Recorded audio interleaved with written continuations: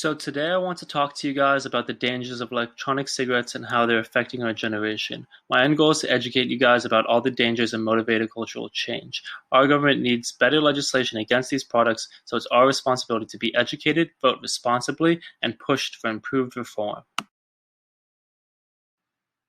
Combustible nicotine is less harmful than tobacco smoke, but is still very dangerous. In both situations, nicotine is damaging cells in the lung, but different chemicals are being absorbed. It's clear these products are still very dangerous. The CDC has recorded 68 deaths in recent history related to vaping and 2,800 plus hospitalizations.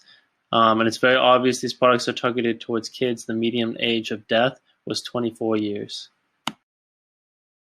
Along with increasing the chances of getting sick, you also absorb lead and tin into your bloodstream and lungs, elements that are toxic for your body.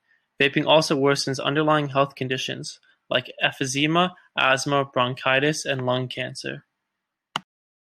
Vaping causes a short-term release of dopamine and adrenaline, while continual use ends up numbing those receptors in your brain. Eventually, long-term use ends up worsening mental illnesses, and these products become harder to quit, because nicotine and other chemicals have been snuck in by these companies to create addictive tendencies in their users. E-cigarettes are known to worsen impulsivity and mood disorders. This is harmful for the developing minds of our youth. I find it as our responsibility to push for legislation that will protect them.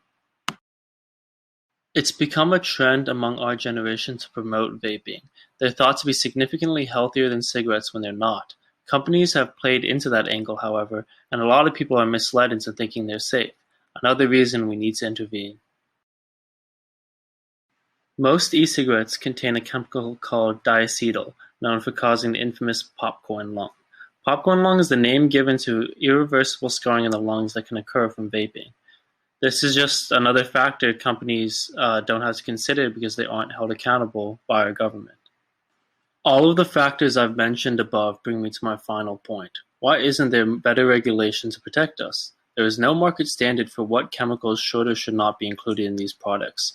They're marketed for kids and the mentally ill and worsen their conditions. Social approval is on the rise, whereas we're starting to see our first signs of real danger health-wise. Lung disease and heart failure have injured or killed thousands of people over the last few years. Therefore, I think it's time to discuss laws that are still needed in order to protect us. Lastly, with everything we've discussed, these are my suggestions for legislation that should be passed.